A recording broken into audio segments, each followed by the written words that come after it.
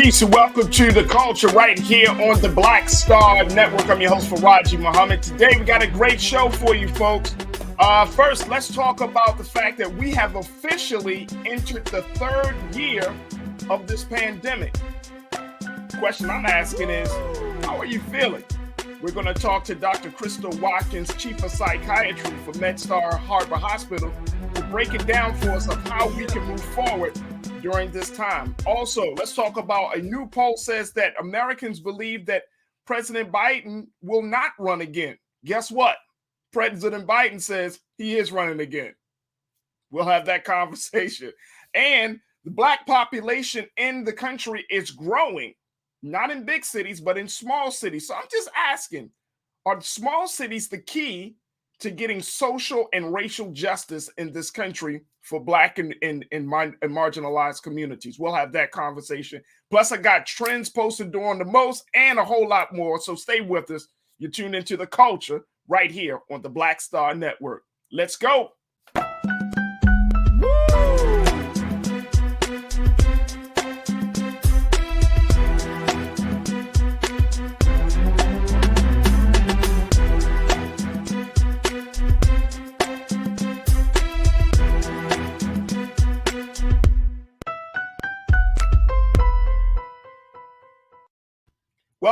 Welcome to the show, folks. I'm so excited about what we got in store for you today. Oh my gosh, we got a lot of great conversations. Of course, I got my Tuesday Culture crew that's going to be joining me in a few moments. We're going to be joined by Iman Heath and Lise Winnie, who are going to be joining us. But very excited about the topics that we have planned out for you this afternoon, folks. So let's jump right into it. My first conversation is a conversation that I've been waiting to have. And I've just been saying, okay, let me find the right moment. And then guess what? March 2022 came and I was like, yep, this is the right moment. And that conversation is simply about how are we doing as we enter, get this, folks, the third year of the COVID pandemic. Can you believe that? I mean, I want you to really take a moment to just think this thing through. 3 years. We already covered 2 years, but we entered a third year of the pandemic. And some people have said that this may be the year of the endemic. Well, let me check in. I think we need to do a quick, whether they say wellness check. You know how police officers come to your door to just to do a wellness check? Well, let's do a little wellness check today. And we're going to do it with an expert to give us some insight about what we should expect and how we should handle this third year of a pandemic. We're going to be let's check in now with Dr. Crystal Watkins, who serves as the Chief of Psychiatry for MedStar Harbor Hospital here in Baltimore. And I'm very, very excited and happy to have her with us this afternoon. Dr. Watkins, thank you so much for your time today. How are you? Hi, good afternoon. It's so good to see you, Mr. Muhammad, and just a pleasure to be on your show. So Absolutely. You always impart the knowledge to the community. So. I'm trying to, Doc. I'm trying. All right, Doc, first and foremost, thank you again for taking time out of your busy schedule. And folks, I want to also make sure that we have our culture crew, Lise Winnie, Iman Heath. They'll be joining us in a moment. But just a quick conversation I think that we needed to have, Doc, because I know that just a few days ago, it was like I guess we can say anniversary of when the World Health Organization officially declared COVID-19 to be a pandemic. It just happened a few days ago. And I don't know about anybody else, but I feel like my life was in a blur for the past 2 years. That I felt like at this point, I'm like 2020. You know, I know many people say, oh, 2020 was the worst year. And then 2021. I don't even remember 2020. Sometimes. So I'm thinking to myself, how do we mentally, emotionally, how do we make sure that our minds are in the best place as possible as we enter this third year? Well, I think part of it is just this kind of just disbelief that we have been going through this for almost, 2.5, 3 years. And I remember this time of the year because it's my son's birthday, and then suddenly remembering having to cancel his birthday party, and then the schools closing. And it just seems like such, it seems like just yesterday, but a lot of things have been in a blur and a fog. I was reading an article and it was saying, remember a time when Delta was just an airline and Omicron was an ancient god. And so now we talk about Delta, Omicron, all of these different things when we're talking about the COVID pandemic. And as a psychiatrist, I can say it's not just from a patient perspective, but from a personal perspective, I think we're all tired of the pandemic. And so, like anything else, we have been surviving and striving and kind of living day by day, thinking that, next month it's going to be over. Next week it's going to be over. Next year it's going to be over. And we still seem to be in the middle of it.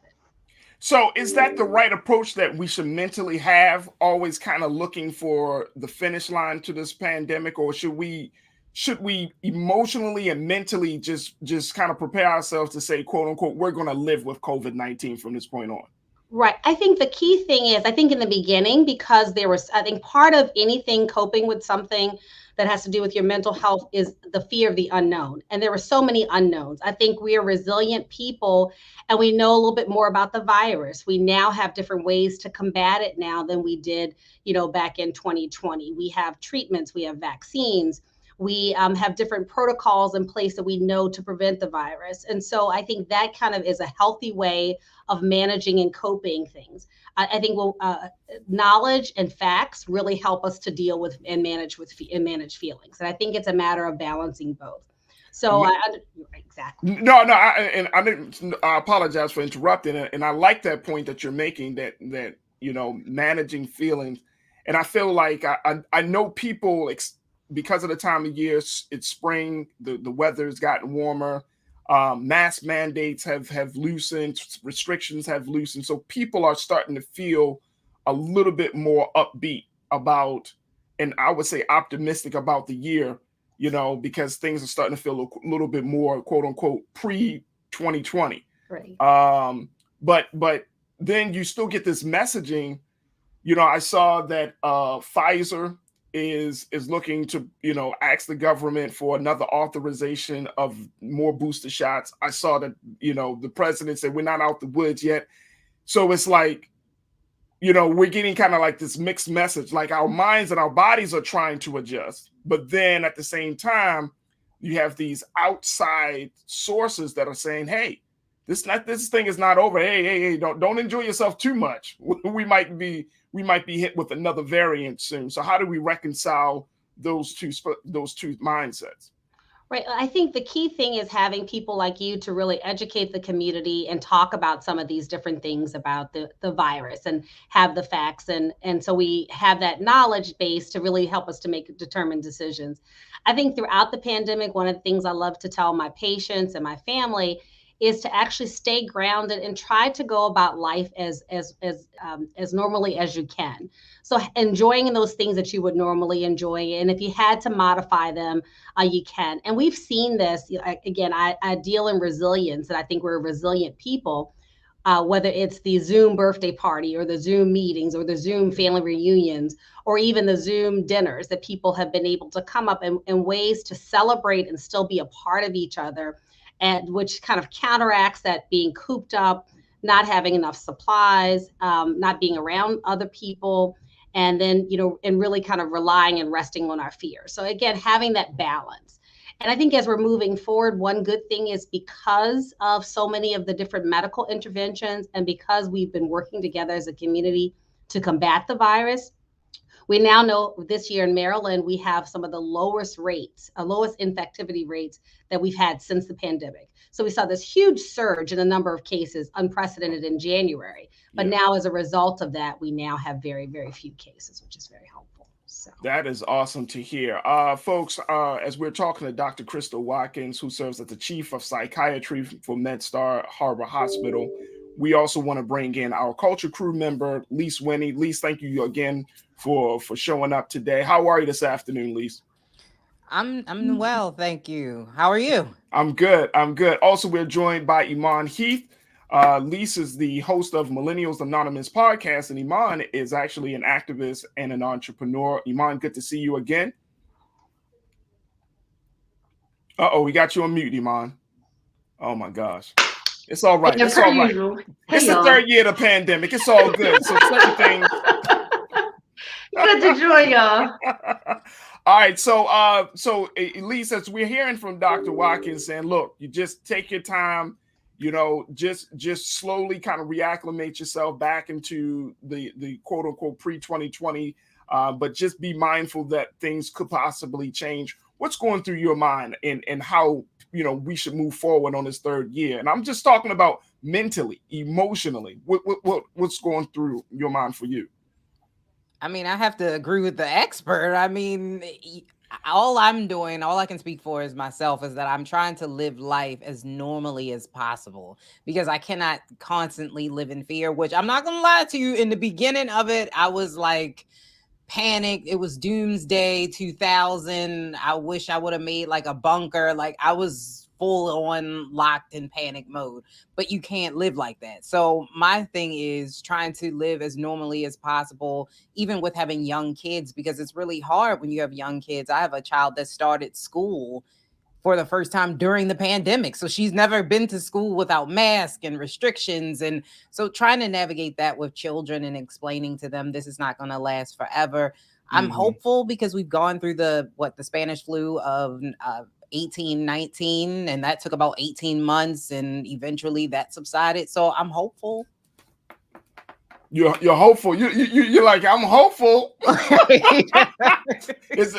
So I hear you. I definitely agree. And Doc, when we're talking about, and I think Lisa brings up an excellent point, when you're talking about getting your children, younger members of the family, to familiar, like, there are schools that are saying, hey, we're going to start taking masks off for the second half of the year. What would your recommendations be for children that are and parents that are like, what's going on? Like, oh, you know what I mean? Like, I can't breathe out in public. No. Well, I think the first thing is, with anything else, we have to acknowledge our feelings. This has been a very stressful 2 years. And then we keep, we're treading water, and we keep thinking we're going to come up for air. And then somehow something kind of keeps pushing us back underneath the surface. And then we can, continue to try to adjust. So I think just acknowledging that this has been a fearful time. People have been angry because they weren't able to, take their kid to school for the first day or attend that graduation. People have been sad because they haven't been able to go to proper funerals and homegoing services. And people are still worried because every time the finish line keeps getting moved, we think that we're at the end of the pandemic, and then it gets getting moved. And then sometimes you hear all of these different things and you just feel numb and frustrated. Yeah. Those are normal feelings, and just acknowledging those feelings and knowing that you're not alone, that there's so many people, many of us, not here in Maryland, not just across the United States, but across the world, that are feeling those same types of things.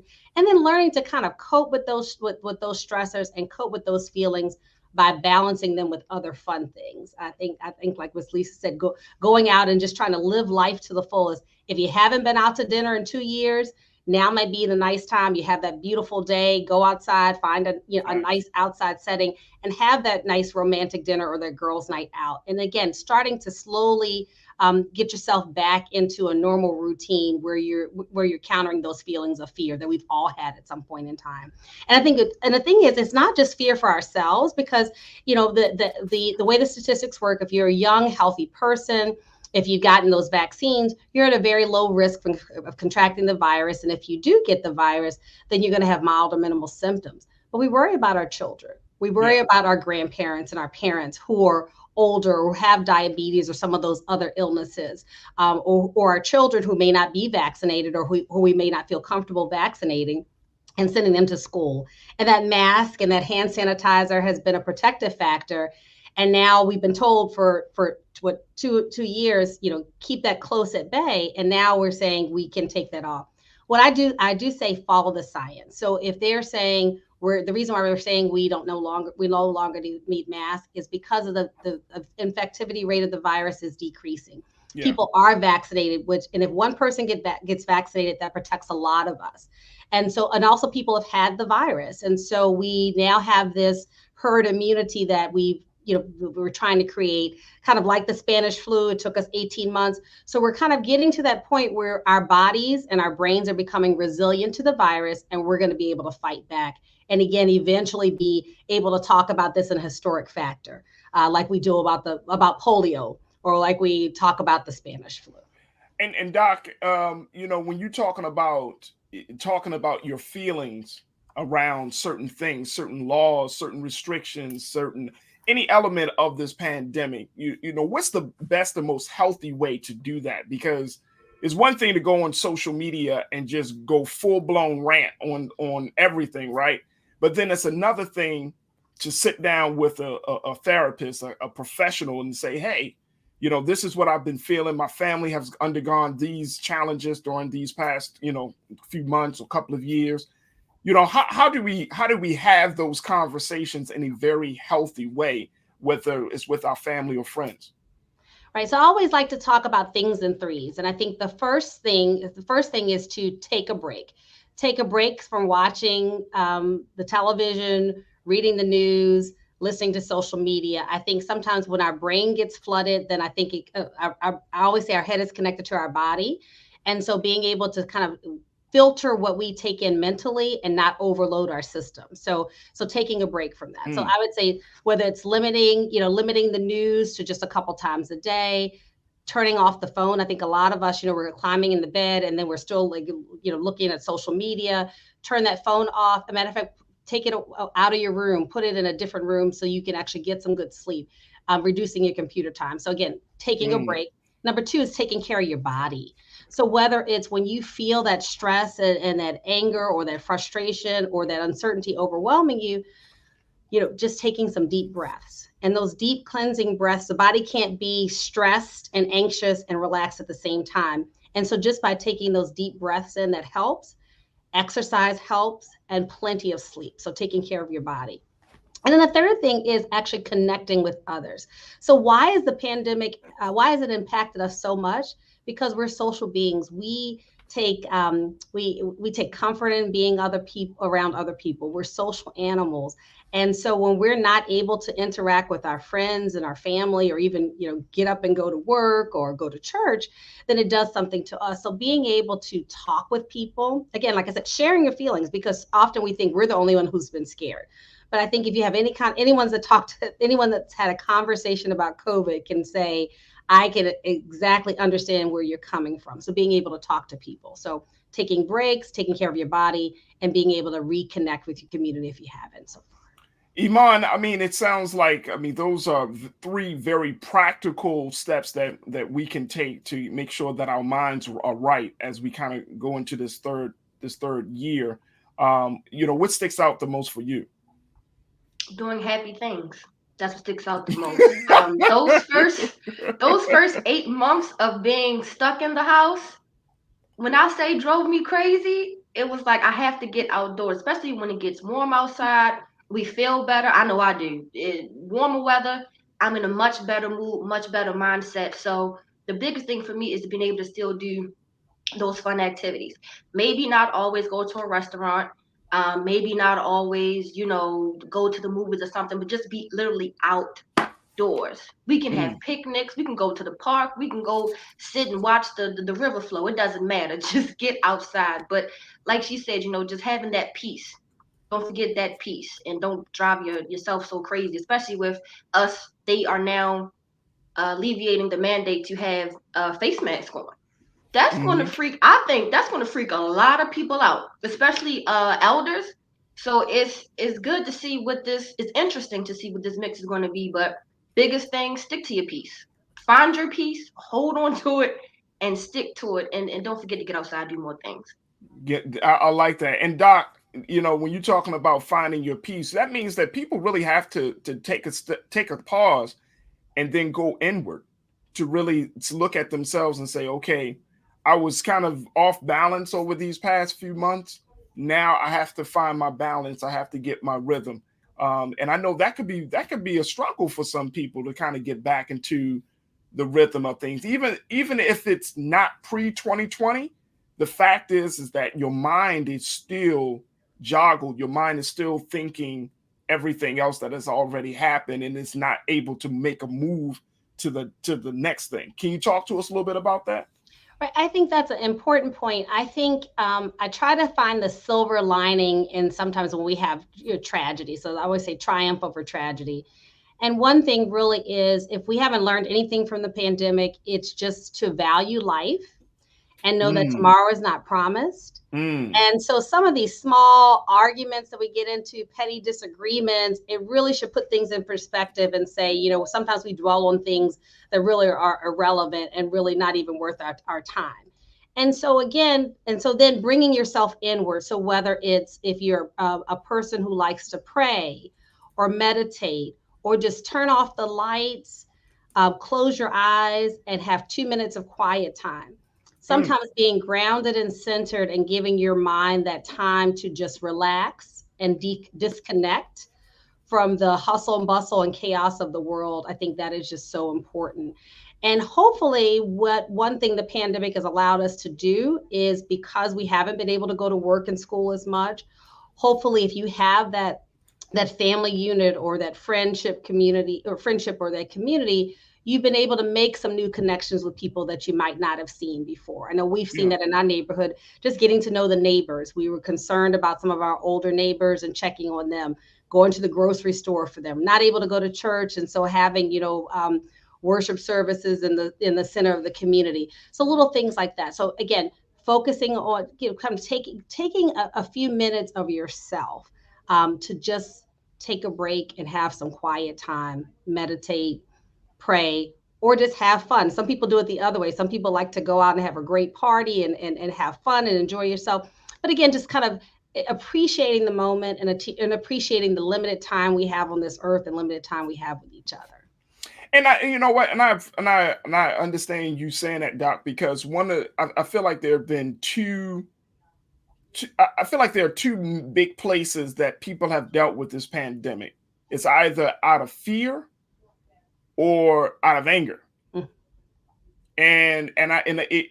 Lise, when we're talking about the impact of this thing, when you're coming from a place of fear, that's fear can restrict you and it can disable you, and at the same time it can make you do irrational things or have irrational thoughts. Same thing with anger, that if it's uncontrolled, you start going off on everybody. You know what I mean? People that don't deserve that wrath to come from you. How have you been able to find a balance, or to try to walk that fine line to not get into a place of being super scared or super angry? Right. And I think one of the things, like I said, has been being able to talk to friends and family. And I'm a mother myself. I'm actually a mother of 4. And so, I have my own fears and my fears for my children, and being able to talk to them and just making sure that they're okay. Yeah. And then again, having some fun. I love music. I love to dance. And so one of the things that we really enjoyed is getting together with our friends and family that we usually get together and having like our own TikTok dance off. Or movie night. Wait a minute, hold on, Doc. Let me find out Dr. Watkins on damn TikTok. I'll like your post, Doc. I'll give you a little extra boost. And then playing fun games. Like I learned how to use Kahoot, and then we did an online black card revoked, and just having a good laugh. So humor, music, fun, all of those things are just really healthy. And like I said, your head is connected to your body. So if you don't do those things to release that stress, release that anger, and let go, you will feel it physically. You will have those stomach pains. You'll have those body aches and those back aches. You'll start to have those heart palpitations. Your blood sugar will go up. Your blood pressure will go up. And so it's always about that balance. And so when we have these, again, triumph over tragedies, when our mind is tested, when our body's tested, we have these things built in for us to be resilient, but we have to make sure we tap into those things in order to be able to release that negative energy. Absolutely. Lise, what's your take on that? I mean, I agree as well. When you're fearful, you can't do anything, which in the beginning of the pandemic, I'm not going to lie to you, I was very, very fearful. And it's amazing that we're still going through this to this day. That's why I call this new strain, I call it unicorn, because it's unbelievable that we're still going through this to this day. Talk about it. But I agree. Like for me, it's just a person that suffers with anxiety. I have to make sure that I am in a good space because I can't help anyone if I am not mentally in a good space. So making sure, just like Dr. Watkins said, that you are taking time with your family and playing games and going outside. And those are the things that I found that helped me the most. I would be interested to know if Dr. Watkins has seen any changes like in psychiatry. Have they noticed any changes in human behavior during the time of this pandemic or anything that has changed? Absolutely. Great question.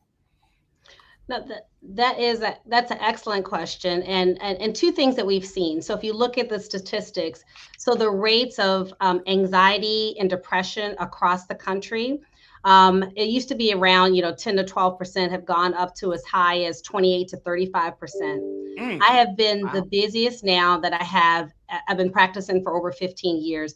It's the busiest I've ever been in my entire life. So many people are suffering. And what would happen normally is that you'd have your other community to maybe be able to talk about some of those things. But some of us have been so isolated that only people we have to turn to are the psychiatrists and the psychologists and our clergy people, which I'm really happy to help.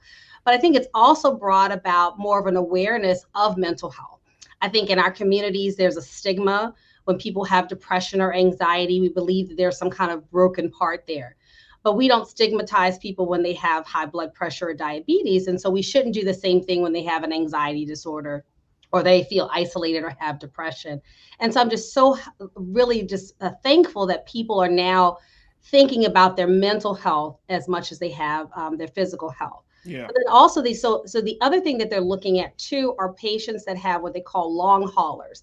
So for many people that have gotten vaccinated, they have actually kind of been able to avoid the really serious side effects of COVID-19. There are a large group of patients, I'm in the hospital today, that have never been vaccinated. And those are the ones that we unfortunately still see in the ICU, that we still see on the ventilators, and that are high risk for what we call long haul syndrome. So even after you've been treated and cured of COVID, people still have problems with breathing. They have problems with walking, thinking, memory. They still lose their smell and taste.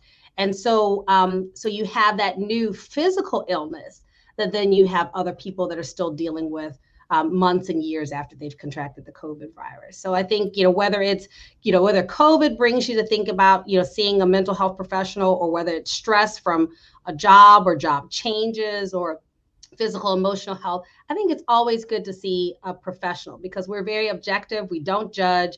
And so sometimes it's just good to vent and get out whatever frustration or anger or sadness that you have, and then be able to think about some ways that you can manage things. And again, sometimes you can, even though we can be our own professional and we might be the one in the family giving advice to everyone else, when you're the person that everyone leans on, if people are leaning on you too much, then you're going to fall over. So it's always good to make sure you have that outlet too. Wait a minute, Doc. You might just gave a quotable for the day.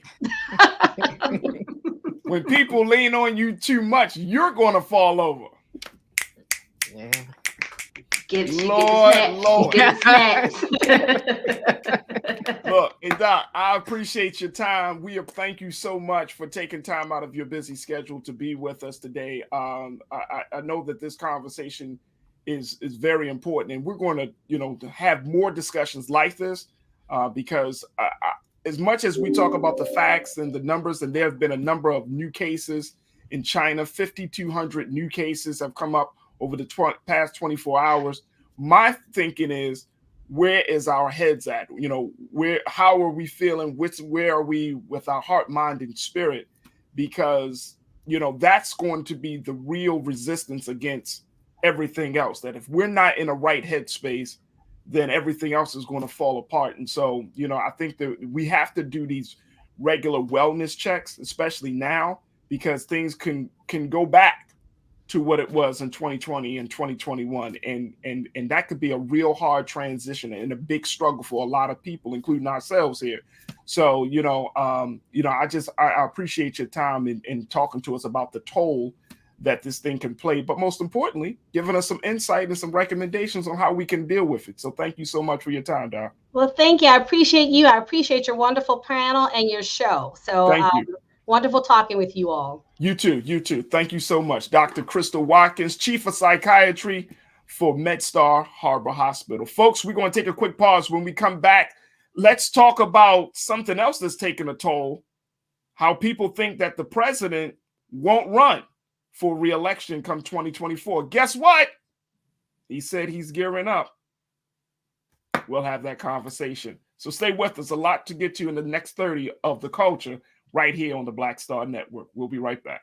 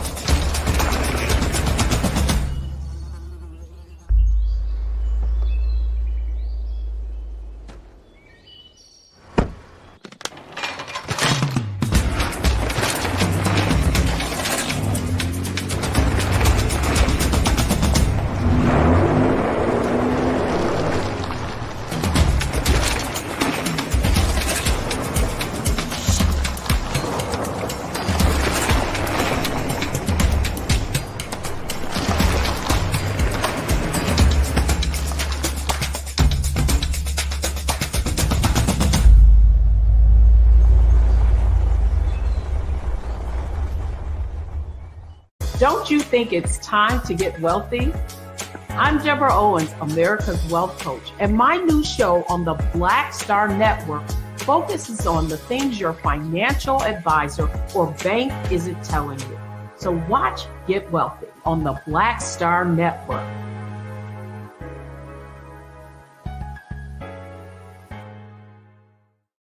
Pull up a chair, take your seat. The Black Tape with me, Dr. Greg Carr, here on the Black Star Network. Every week, we'll take a deeper dive into the world we're living in.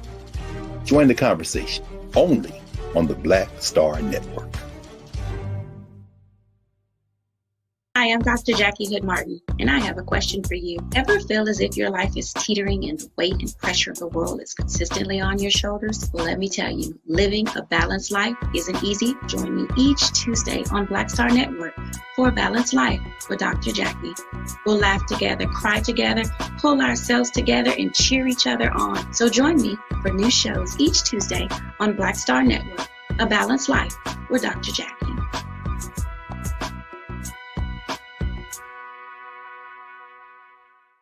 Folks, Black Star Network is here. Oh, no punches! I'm real revolutionary right now. Support this man, Black Media. He makes sure that our stories are told. Thank you for being the voice of Black America, Roland. Stay black. I love y'all. All momentum we have now, we have to keep this going. The video looks phenomenal. See, there's a difference between Black Star Network and Black-owned media and something like CNN. You can't be Black-owned media and be scared. It's time to be smart. Bring your eyeballs home. You dig?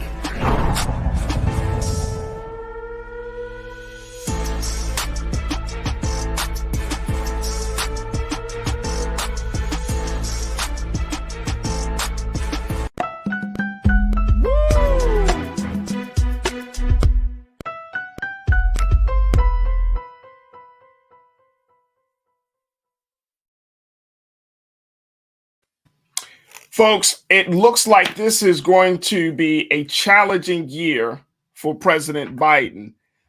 President Biden has entered this year's midterm election with roughly half of Americans doubting he will seek re-election for 2024. However, the country's oldest president is saying that he will seek re-election come 2024. Yeah. At 79 years old, President Biden being the 79? oldest president. Yes, 7. We might as well bring the culture crew back in. He completely caught me off guard. Don't tell. I knew he was in his 70s. He's 79 years old. Yeah. Yes, he's 79 years old. So folks are saying, there was a new poll that came out from the Wall Street Journal. And let me just share with you just a little bit of the data that the report said. It said that 52% of Americans don't think Mr. Biden will run for re-election in 2 years, while 29% do expect him to pursue a second term. 19% are undecided about his future. Among Democrats, 41% said they think Mr. Biden will run again, while 32% said they didn't think he would. The poll found 26% of those Democrats unsure. One of the things, if you look through those numbers, folks, you do not see a huge consensus, Lisa and Iman, for the president to run again.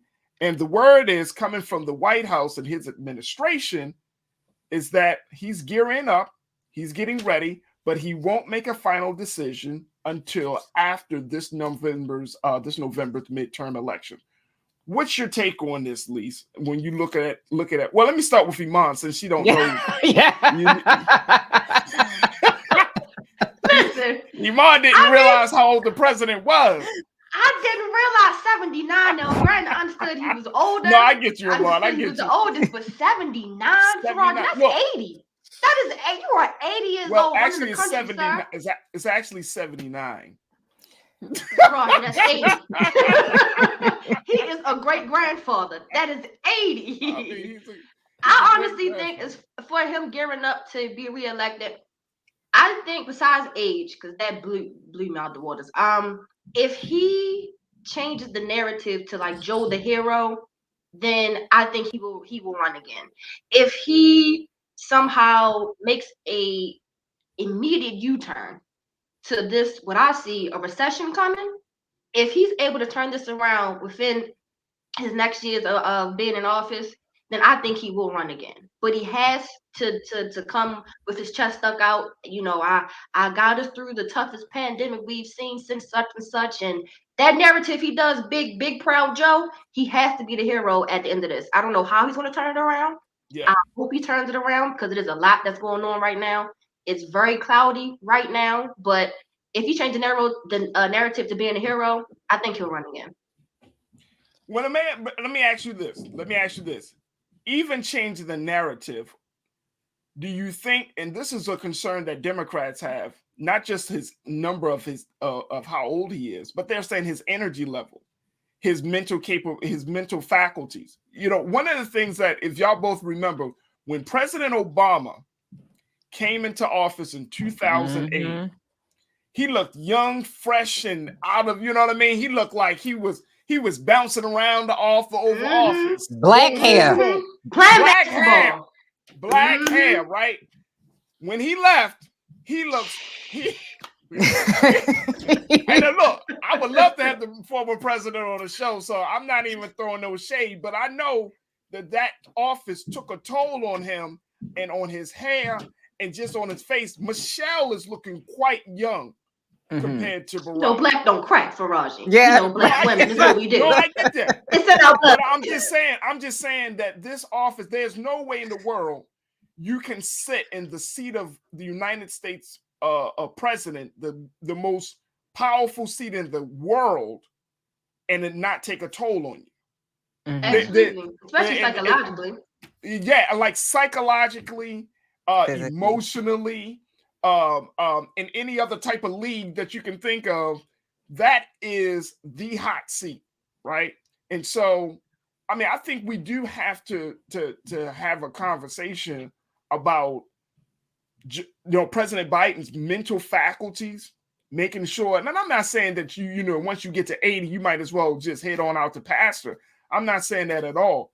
I'm saying, you mean to tell me that with all of the great talent that exists in Washington, in Congress, in any place in this country, that we don't have other options? We have to have people who have the differences that can be made. Like, you just imagine, let's say someone's been in a role or been in a specific area for 80 years. There's a certain mindset that you're going to have, and you're just going to be stuck with, whether you want to change it or not. We need leaders who are going to be those game changers. I don't think he should run again, because as far as his mindset into change, like there has to be a gear shift in change. Being around so long and being a part of politics so long, you keep pushing the same envelope. We need new envelopes, y'all. We need new envelopes. A new envelope. Lise, what's your take? I agree. I mean, when he became the president, I said he was a one-term president, even before any of this stuff happened, because I was like, there's no way in hell that he's going to be running the country at 84. And I'm not being an ageist at all. Like, I believe that I'm not the type of person that believes that just because you're older, you can't run the country. But when you do look at a lot of the presidents, when they started, if you're looking at them physically, all of them took that turn. You look at George W., he did the same thing. Bill Clinton, you see the physical toll that it takes when you have to go all over. And not to mention that I don't know if a lot of people know this, but Joe Biden has been in Delaware a lot. So he spends a lot of time at his home, which I think that with Joe Biden and all the things that have happened, he's not going to say that he's not going to rerun right now. It's too soon. Again, like after we see what happens with these upcoming elections, of course, I think he'll make that determination. But no president did that. They usually waited. I think Jimmy Carter might have been a little bit earlier on the gun to say he wasn't going to run. But I don't think that Joe Biden will. And I think he's waiting to see what will happen before he does that, so that the Democrats who are not ready yet with a front runner, there is no front runner in the Democratic Party. Who That's is the concern? That's the concern that people have. People like, okay, Joe Biden may not be the strongest candidate, but obviously he's in the office. He understands what it takes to be in the office. He understands government. He understands some of the dynamics and some of the changes in politics. But then the other question is, who else, right? And we can go down a list of political superstars that I think that a lot of people, we can say, oh, Stacey Abrams or this person or that person, right? But I'm talking about who else who's going to garner 70, and we're going to pull up the numbers on this, but I think he had 80 million votes. Yeah. In the 2020 election, 80 and even Trump, million. Though. And look, and Trump is not a young man. 75. No. 75 years old. You know what I'm saying? Like, there have been moments where we've seen Trump, whether he's trying to lift a glass or he's trying to take a slow walk down the ramp or whatever the case may be. So he's not a young man. But I'm just saying that Biden was able to get 80 million votes. Now, by the time we get to the 2024 election, personally, this is personally for me, sisters. Personally, I don't want to see a rematch. No. Personally, I don't either. I don't want to see a rematch of Biden Trump.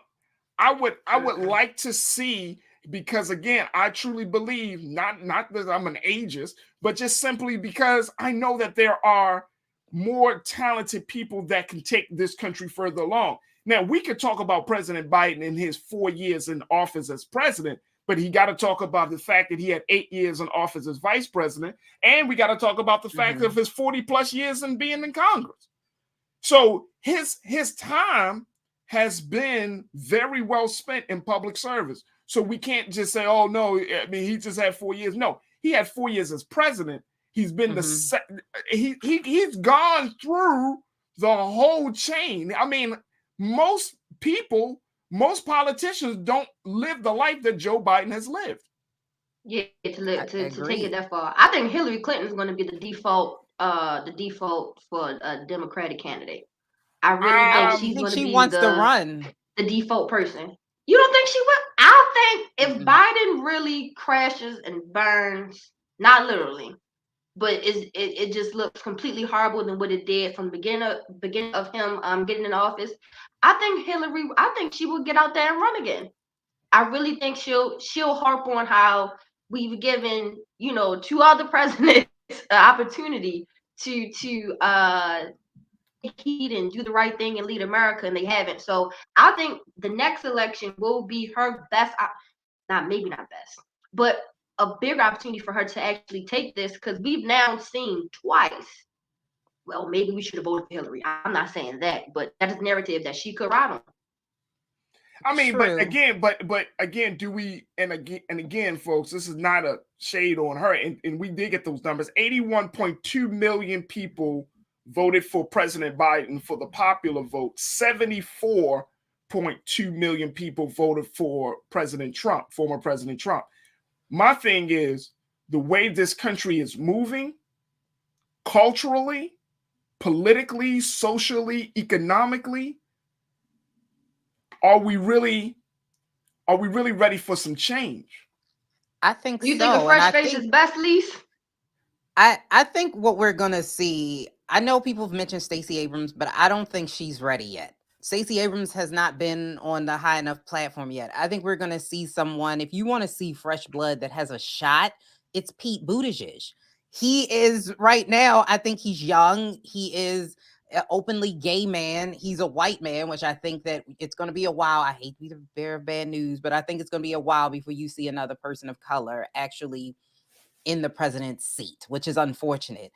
But I think that we will see someone like him, maybe Gavin Newsom, step up perhaps for the Democratic Party. I think those are the ones that, if you want fresh blood, you want new, you're going to see more going towards them. But I think that it would be beneficial to kind of try someone new.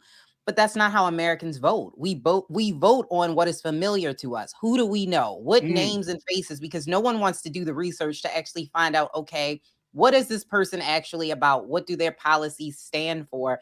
And I know that Kamala Harris, technically, if Joe Biden doesn't run, should be the next person in line.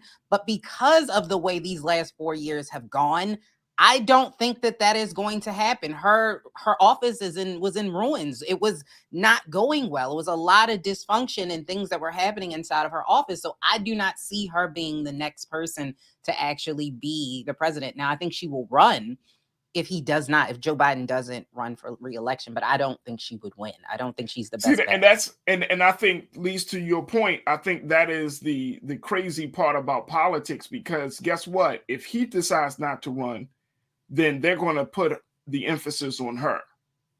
And right. and it's more by default rather than by, hey, I got the qualifications, I got what it takes to take on the big seat.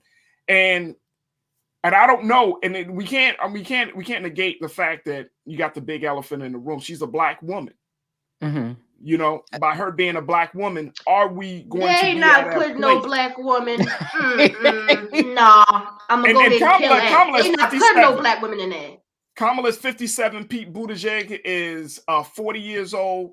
So they're still in that, quote unquote, younger space. But yes, that Black woman stigma.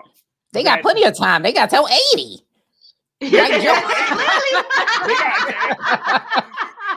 Look, let me tell you. Look, ladies, I truly believe, like, culturally, we need to break down and we need to really check age boundaries, because across the board in any field of endeavor, whether you're talking about arts and entertainment, whether you're talking about sports, in every field of endeavor, somebody is breaking those barriers right now as we speak.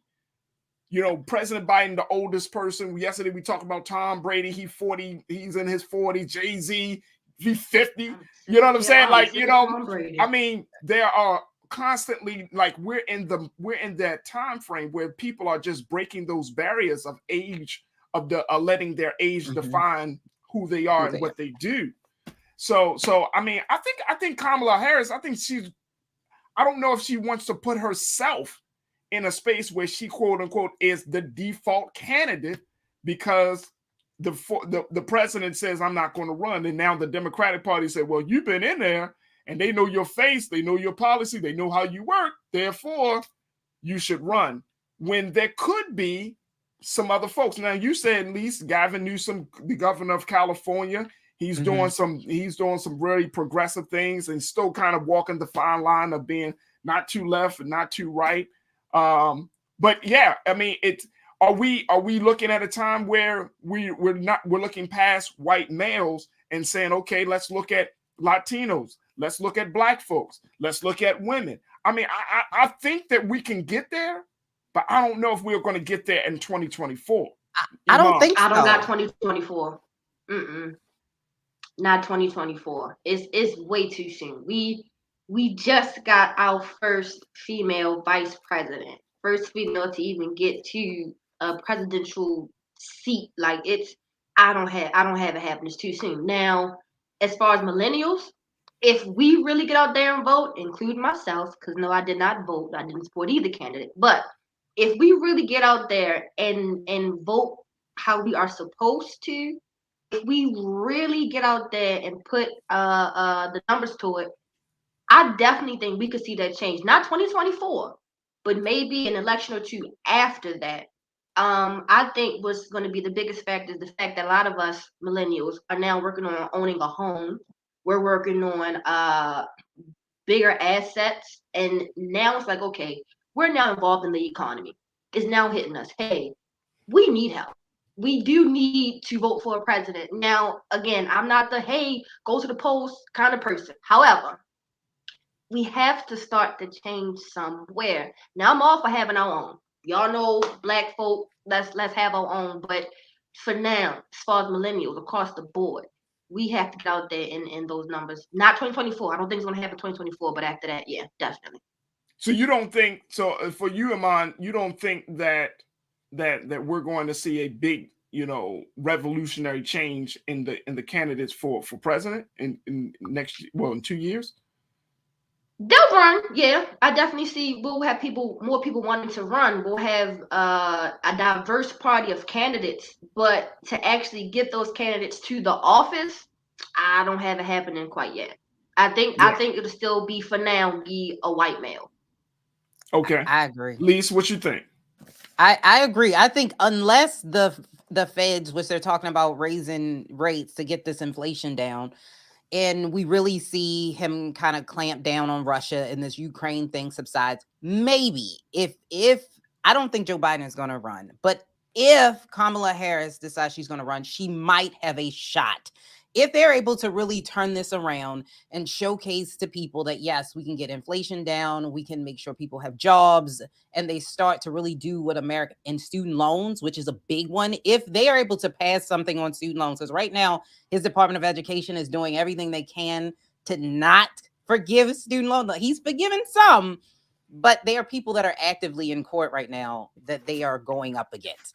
So I think if they can find a way to do that, perhaps. But I think the reason why I'm saying that I don't think we're going to see it anytime soon is just because of the rhetoric that we're seeing. If someone like Donald J. Trump can become the president of the United States because he spoke to people who wanted to go back to a time of old, which was not good for Hispanic people, Black people, women, LGBTQ community, there's no way that we are going to see that now. I would love to see it, though. I think Kamala Harris, despite a lot of people don't like her, I actually think she is more than qualified. And as a Black woman, I think that's the problem. People demonized her from day one. So I do not think that she's not qualified. I just think that people will not vote for her because she is a Black woman or a woman of color, and that people are not ready for that yet. Let me just share with you what our watchers have been saying. Dejima Boutique checked in on our YouTube page and says Democratic establishment will try to prop up Pete Buttigieg despite his very problematic politics. Nisa 1971 said America will not elect another person of color. The white lash is real. Forensic accountant checked in and said enough of this 60 is the new fill in the blank talk. I do not need them to raise the Social Security full retirement age again. Facts. How about that? Janae checked in and said, damn, this is the problem. Millennials who bark but can't vote. Yeah, well, if folks can't vote, that's because they're not educated. And if they're not educated, then what do you expect people to do?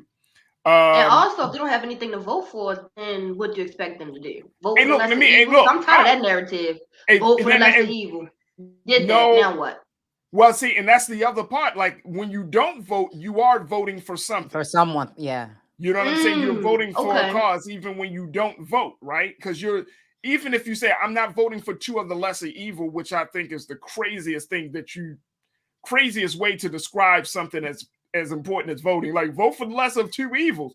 Like, why would I do that? Like, this doesn't make sense. Yeah. But we do have to have a conversation that maybe we should not vote, because if we're not getting the promises, the fulfilled promises that candidates are making, I mean, come on, that's like insanity. That's insanity. But here's my thing on it. I've been voting since I'm a millennial, so I take that to heart. I've been voting since I was 18. Okay, I've been voting since I could vote, and I've voted in every election. And no, I've not always gotten what I wanted, but I feel like in this case, if you don't vote, it still impacts you regardless. You just don't have a say. Yeah, you just don't have a say in it. At the end of the day, and I know we got to wrap up, but at the end of the day, Black people going to have to make a choice. We're going to have to make a choice where we're saying, okay, if we don't vote, then we're going to have to get ready for whatever comes down the pike for us. But at the same time, still doing some other stuff to put us in a better, stronger political position. I think that we put so much emphasis on voting that we don't think about the other ways that we can become politically empowered. And when you're talking about, to your point, Iman, when you're talking about bringing millennials in, millennials need to see that their actions are going to lead to a specific outcome. Like, okay, if I don't vote, then what will happen? Give people a choice. Show people, you got to tell people, like, okay, fine. If I vote, we know what's going to happen. If I don't vote, then what will happen? You can't just go Armageddon doomsday and be like, if you don't vote, stuff is going to fall down. And education. You need people to be educated on where their vote goes. But see, this is the thing. Here's the thing, though, ladies. The thing is, if we keep complaining about what we're not getting from this political system, then guess what? The real revolution is we're going to stop doing the same thing, expecting the different results. That's the real revolution. That's what insanity means. That's what insanity means. Yeah, we're don't doing be the crazy. same thing. Or is it practice? Yeah. Doing the same thing, expecting a different result. And then be like, well, what? So here's the thing. I'm going to leave it alone after this. Go ahead. I'm going to leave it alone. Can we do both? Can we prepare to do something more and vote at the same time? Yes! Because you're still going to be impacted by it. That's all I'm saying. Can we just do both? That sounds nice. Look. You can do that, because even if you say, okay, I'm gonna vote for somebody in a presidential election, doesn't mean you got to abstain from your vote from the local election, from the state election, because those elections really matter. Yeah. You feel what I'm saying? We 100% should vote. No, that's what I'm saying. You got to get involved, but either way, you still need to set up a plan B, and that's the problem. What is the plan B for Black America politically? Yeah, it can't just be, oh, you don't vote for this group or that group, and therefore you out of luck. Look, I gotta take a quick pause because y'all getting me too excited. But I see the people in the chat, they're like, oh man, but what about then what's our plan B? We can vote if I don't care if you're Democrat or Republican, but you gotta have a plan B for Black people. It can't just be putting all your eggs in one party's basket. That day is over with. We gotta have a plan B. Folks, I gotta take a quick pause. When we come back, let's switch gears a little bit and talk about how the Black population is growing, and their Black folks are leaving big cities, going to small cities. My question is, are small cities the key to social and racial justice? We'll have that conversation up next. And of course, we got a whole lot more for you in the second hour. So stay with us. It's The Culture right here on the Black Star Network.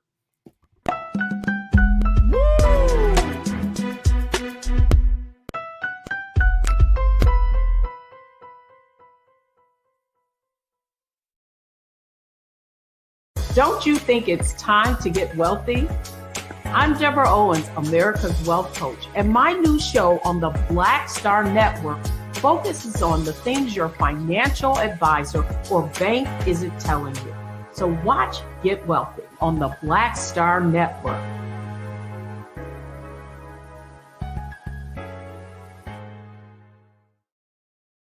Hi, I'm Dr. Jackie Hood Martin, and I have a question for you. Ever feel as if your life is teetering and the weight and pressure of the world is consistently on your shoulders? Well, let me tell you, living a balanced life isn't easy. Join me each Tuesday on Black Star Network for a Balanced Life with Dr. Jackie.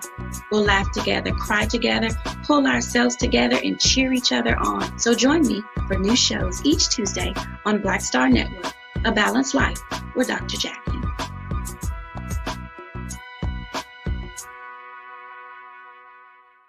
Pull up a chair, take your seat. The Black Tape with me, Dr. Greg Carr, here on the Black Star Network.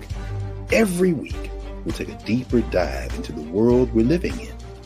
Join the conversation only on the Black Star Network.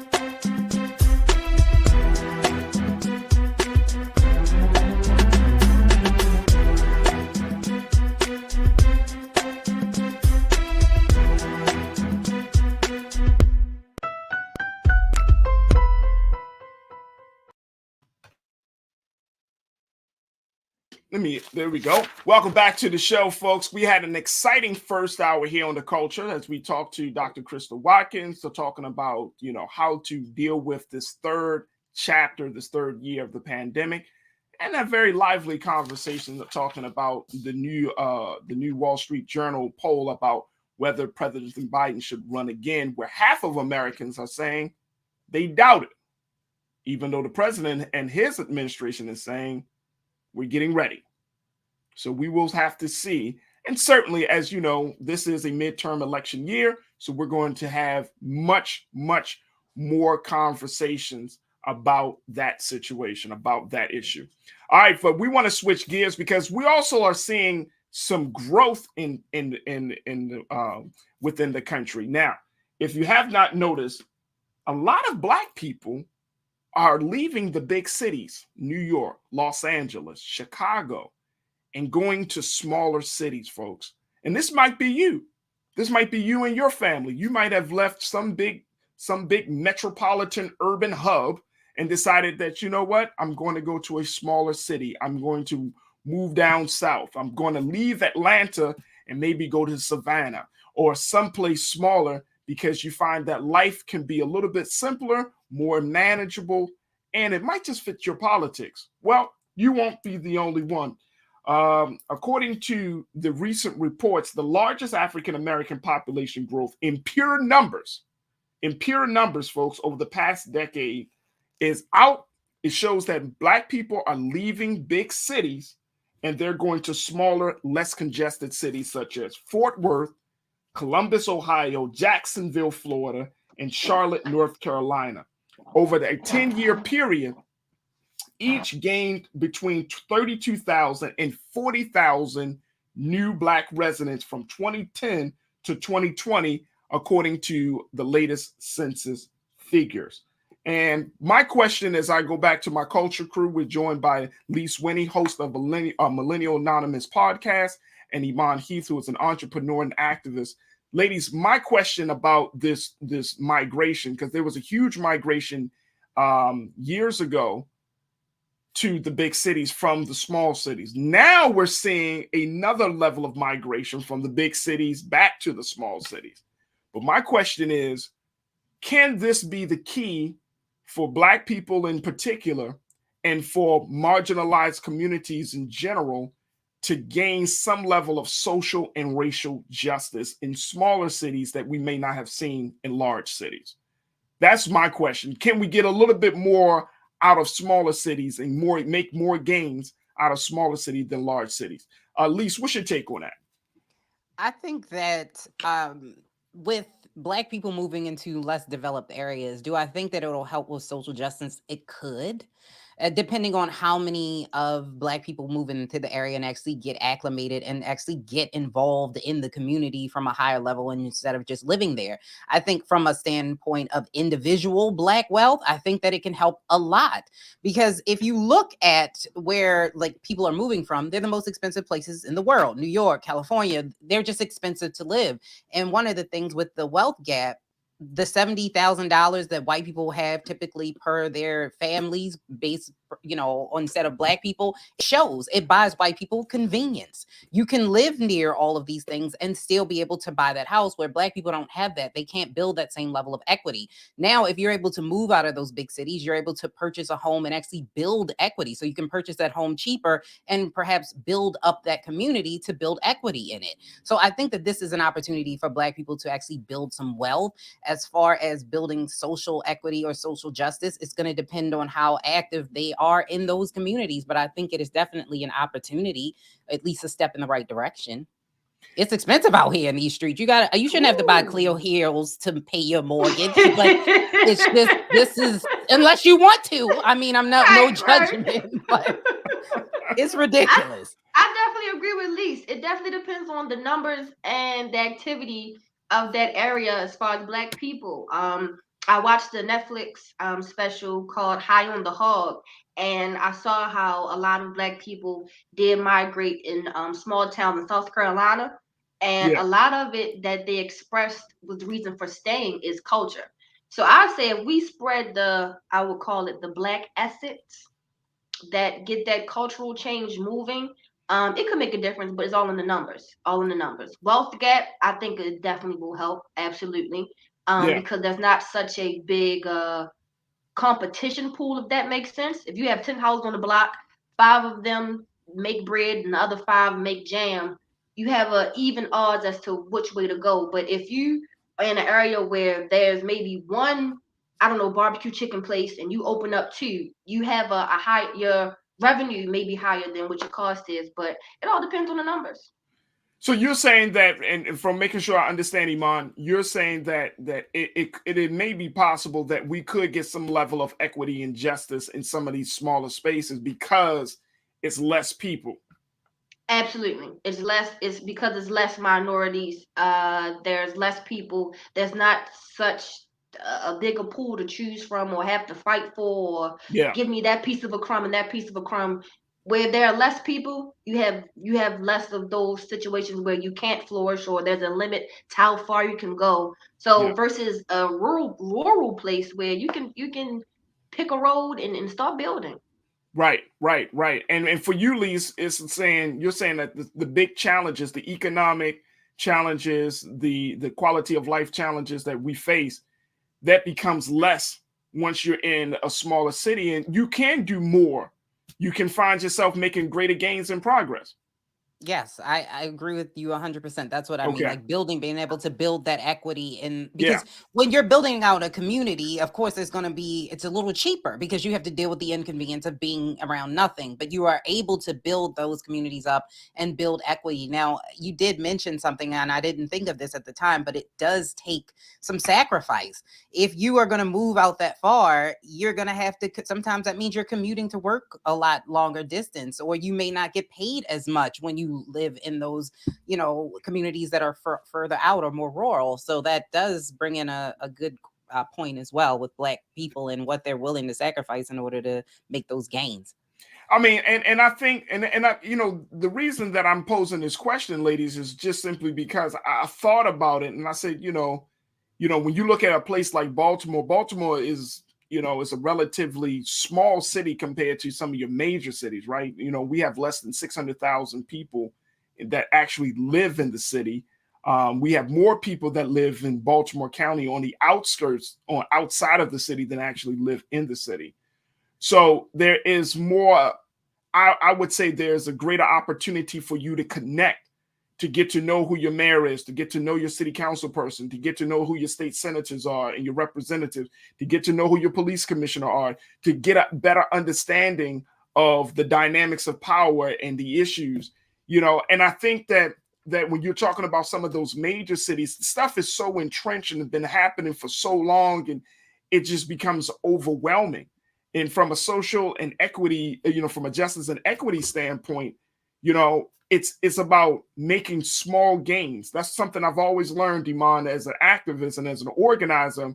You go for the low-hanging fruit first to build up the confidence of the people, and then you just keep going. And next thing you know, you're attacking the big problem. Now, here's the big question, though, because Lise, when she said it, light bulb. We have to be comfortable with being inconvenient. But who's comfortable with being inconvenient? I'm sure if more of us was okay with being uncomfortable, which most of us aren't, and I can say I'm one of them. I'm a Taurus, fixed sign, I'm Earth. If it's not broke, don't fix it, okay? If it's not broke, don't fix it. I'm a Taurus too, so I understand. I feel you. Yeah. if it's safe, if it feels good, don't move it, don't change it. But we have to be able to get outside of our comfort zone, because I can say now, my mind is growing, but I could not see me personally living in a southern, just rural country. Is the next McDonald's is 35 miles down the road. I couldn't imagine. So even for myself, learn to be uncomfortable. But that's the biggest thing. We got to be uncomfortable. I'm sure more of us will move if it didn't cause us to be uncomfortable. Well, I mean, that's what I'm saying. And especially like when you're migrating, and they call this reverse migrating, Lise, but when you're migrating from the hustle and bustle of any major, urban center, right? And then versus there's still a little hustle, might be a less bustle, and there's a lot more green space. Mentally, that does something. And I think that's why a lot of Black folks have, and we've seen this reverse migration happening towards the South. I want to share some of the data from the census bureaus around this. Check this out, folks, that according to the 2020 census, African Americans make up 14% of the U.S. population. We're still very low. We actually have more Hispanics have more people in the country than we are. But 58% of us who live in the South. Those figures can vary slightly because the Census Bureau reported last week that 3.3% of the Black population was undercounted in the 2020 census, a rate higher than in 2010. But we're still seeing a lot of people who are kind of coming back, Lise, to this place of, we ran out the South. We didn't want to do nothing dealing with no land, no farming, damn sure no sharecropping, right? We ran out the South. Now look at us. We coming home. We coming back to the South, right? And I always want to say, well, why are people so drawn to the South? We're not just talking about the big cities of Houston, because people live in Houston and those big cities, Atlanta, but people are going to places like Birmingham. Mm-hmm. People are going to places in like Little Rock. I have mental trauma. You know what I'm saying? Well, for that. And I'm just right. But they say Birmingham is a changing, growing city. So my point is, Lise, that when you see in this migration happening, and people are coming back home, I'm thinking that something great can come out of this reverse migration. I'm thinking that we could possibly start doing some work on the social, on the justice and equity side to bring some change. I think you're right. I think that there is some opportunity there because, again, when you think of Birmingham, you think of, Little Rock, Arkansas, you think of, oh my goodness, burning crosses in the grass. Like that's what you think of when you think of those places, especially when you live in a major city or you live on the outskirts on the east where Black people migrated. We went north. because of course, with the end of slavery, there were no jobs. And I think that's one of the reasons why slavery ended, because of the industrialization, but we'll get to that in another Talk time about it, Lee. But I think that there is an opportunity there, because if you go out in those places, what are there? They're very rural white people. For the first time, these people are going to have to actually talk to a black. Some of these people have never even seen a black person, let alone now they are connecting with. And I think that's how we break down some of these things, where you actually are starting to move into those places where they said you can't live here.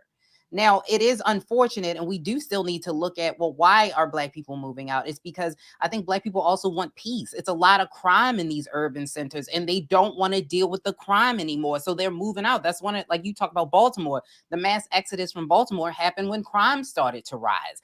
Crime started to rise and taxes started to rise at the same time. Like, how that work? Like, come on now, I'm paying for what? Make it make sense. Make it make But sense. They moved because of that. So I think that a lot of Black people want to live in peace. They deserve happiness just like the next person. So being able to afford it, and these, the cost of living is getting higher, and they're pricing out. Look what's happening in Baltimore. They're pricing Black people out. Black people are moving to the counties, and they're fixing up the city. Now it's more expensive to live there. So it's almost like a gate that they're putting around the city. And that's what you're seeing in a lot of these urban centers. So I think you're right. We do have an opportunity to build the communities up in these rural areas, and actually build some bridges where they weren't, from people that have maybe never seen Black people or never talked to Black people, and have the same economic strifes that we do. Poor white people share a lot of the similarities that poor Black people do. And let's not, and Lise and Iman, let's not forget I think one of the big incentives for moving into those rural places, which is the opportunity to own some land. Like, no people can be considered an independent people until their minds are right and they got land.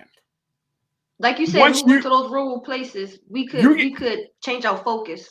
Look, if you move into a rural place, right? And I haven't bought property like land or anything, like farmland or anything, but imagine if you really buy 1 or 2 acres of land, right? That does something to you mentally.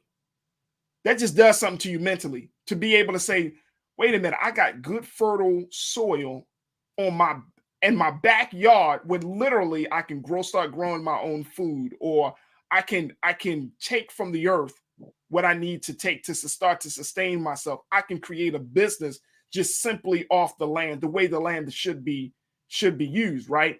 And it's like that automatically puts you in a space where you're not just a consumer, you're a producer. Mm-hmm. You know what I mean? And I think that is another incentive. I mean, look, and I know a couple of folks are going into the chat and they're saying, look, forensic accountant said, I bought some land near Native Americans who mind their own business. Oh Lord! Chris Drew said, bought my land in the South. That's one of the big benefits of moving down the South. Like, if I was to move down South, I'm trying to figure out, okay, my home may be one place, but where the land at? I need to buy me some land, because in this day and time, land never goes out of value. Not at all. The dollar bill will. The dollar bill will. But when you got that land, and if you have a nice piece of land for you and your family, you can eat. That's where Black people can start. That's where we can start as a community. Like, we can take over the agricultural world. Now, we can buy land, buy an acre and a half, and really learn how to farm that land. And we could take over that industry, produce our own, buy within our own, or trade services within our own, hire our own, teach our own. This is something that can go on for generations. This can be a start of building generational wealth. This could be the start of finally closing that wealth gap that we have against our counterparts. So Farajii, make a great point. We got to get back to wanting to get our hands dirty. Some of us are too scared of spiders and worms and whatnot to even think about getting a pair of jeans dirty. To give people credit, though, I think, and this might be the thing, I think that people, I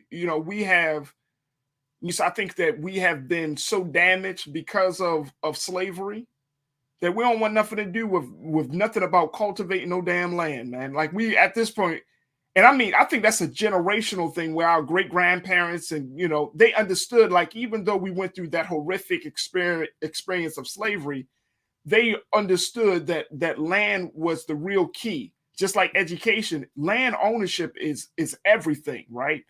But I think for us in our age group, and not saying us specifically, but in our age group, we don't have any true reference. We don't understand the value of that time of that time of our history. I Like agree. we just don't see it. We think owning land is a damn backyard. When you clog, you squished in among all these other row homes and stuff, and we like the backyard is our land. And that could be, but there's nothing like it. If you've never been on a farm, or if you've never been on a space where you go out and all you see is just corn stalks or just grass, as far as the eyes can see, you just see grass. And then somebody says, your great grandfather owned all of that.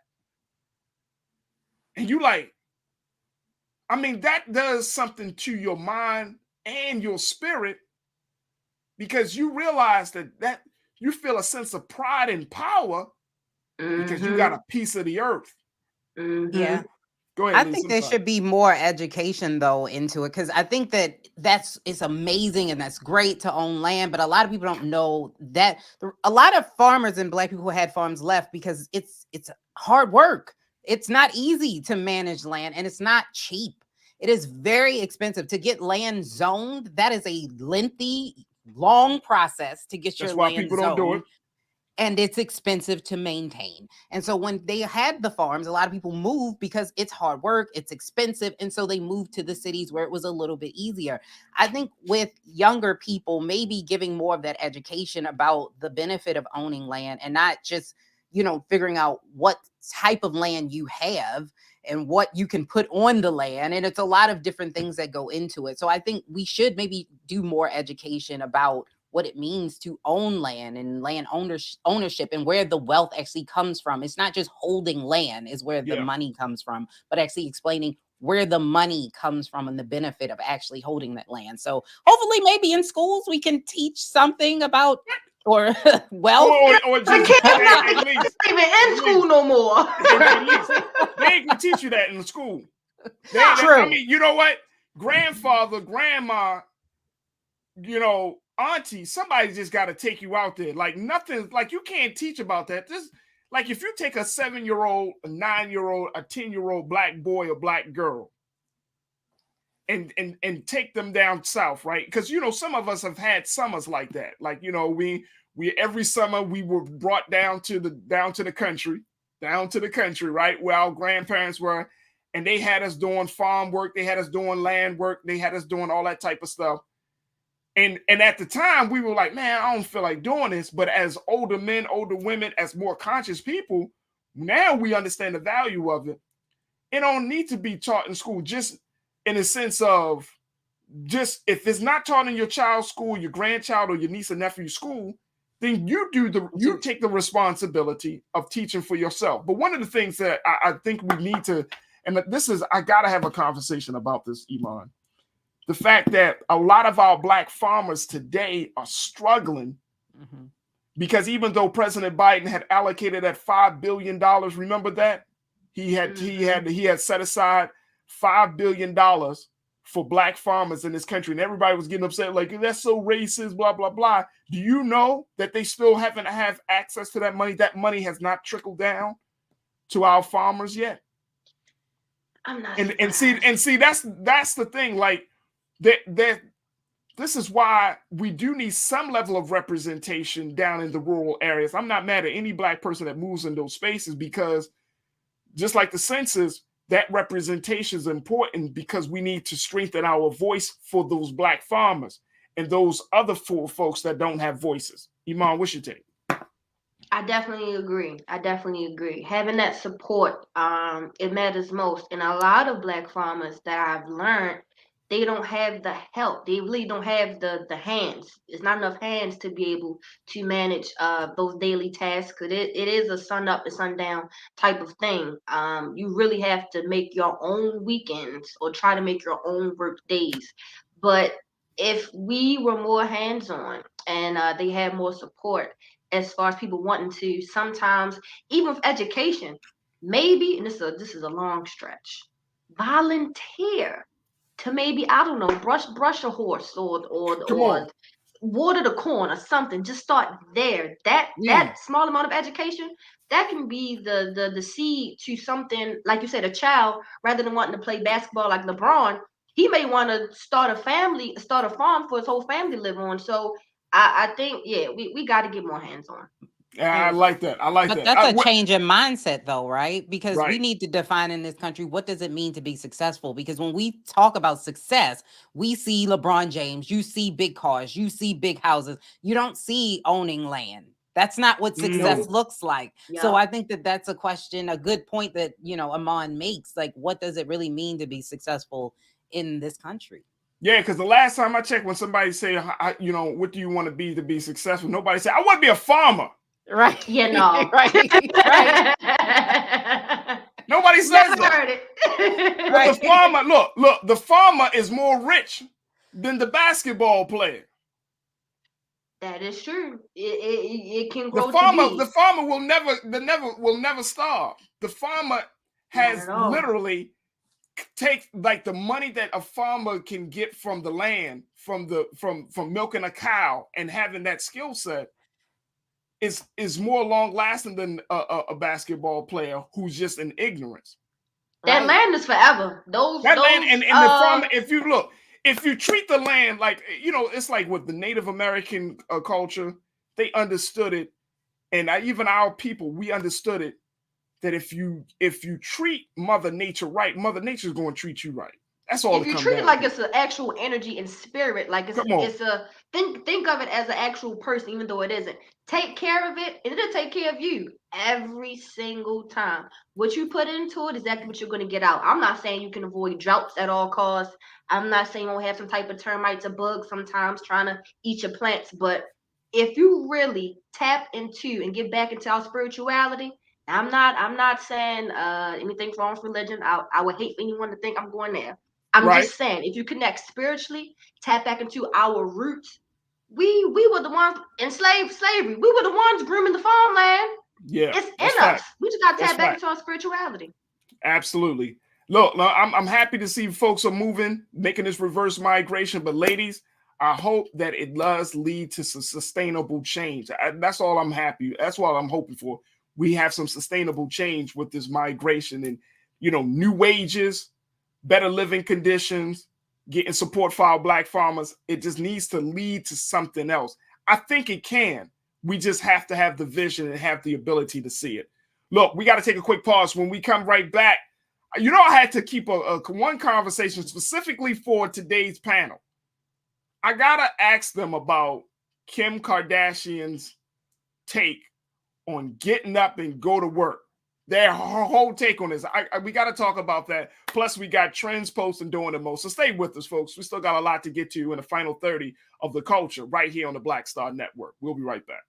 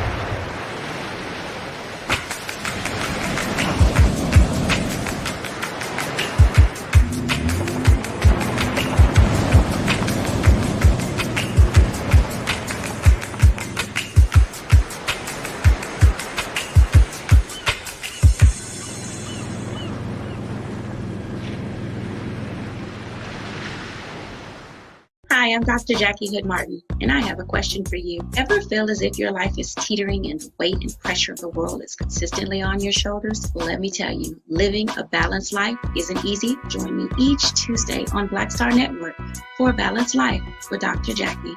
We'll laugh together, cry together, pull ourselves together, and cheer each other on. So join me for new shows each Tuesday on Black Star Network, A Balanced Life with Dr. Jackie.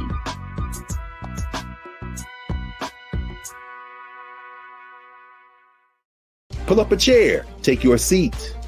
The Black Tape with me, Dr. Greg Carr, here on the Black Star Network. Every week, we'll take a deeper dive into the world we're living in. Join the conversation only on the Black Star Network.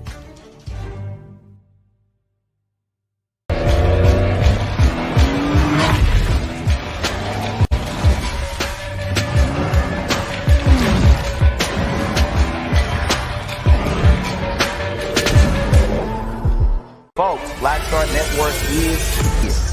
Oh, no punches! I'm real revolutionary right now. Support this man, Black Media. He makes sure that our stories are told. Thank you for being the voice of Black America, Roland. Stay black. I love y'all. All momentum we have now, we have to keep this going. The video looks phenomenal. See, there's a difference between Black Star Network and Black-owned media and something like CNN. You can't be Black-owned media and be scared. It's time to be smart. Bring your eyeballs home. You dig?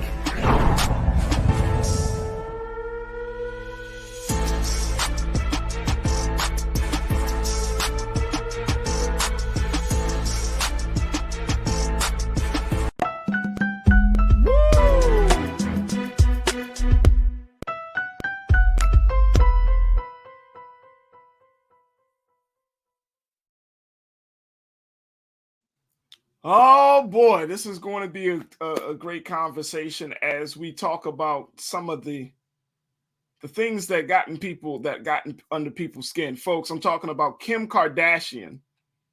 And Kim often gets into the media for a lot of different things, but for this time, she may have put her foot in her mouth when she and her sisters recently appeared on the latest cover of Variety magazine ahead of their premiere of their new Hulu show.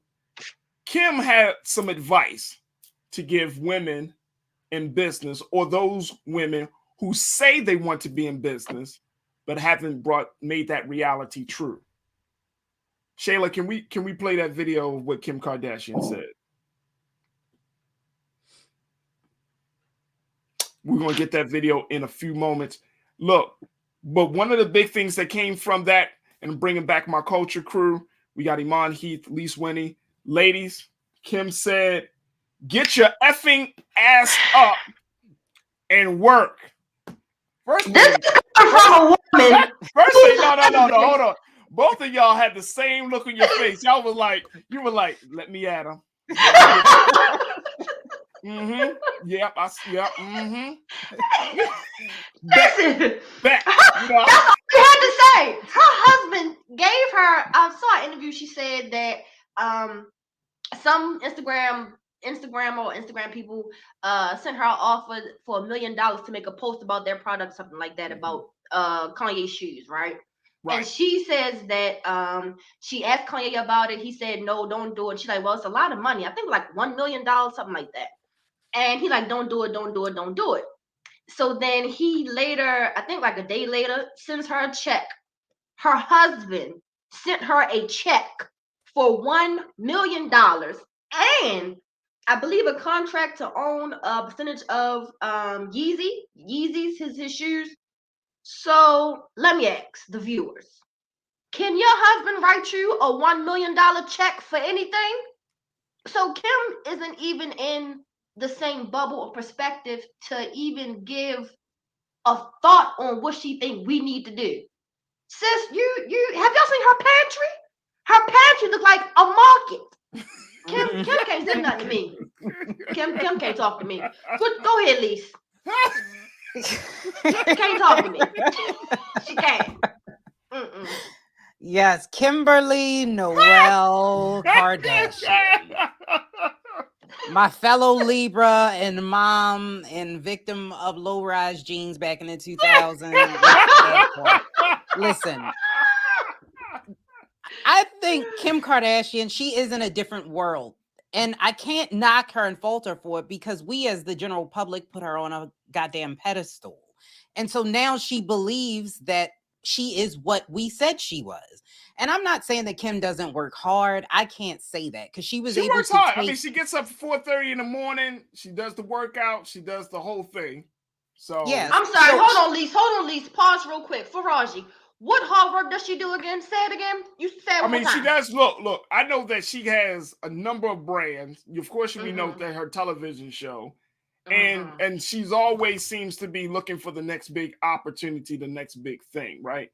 But you can't say, like, and I know a lot of people believe.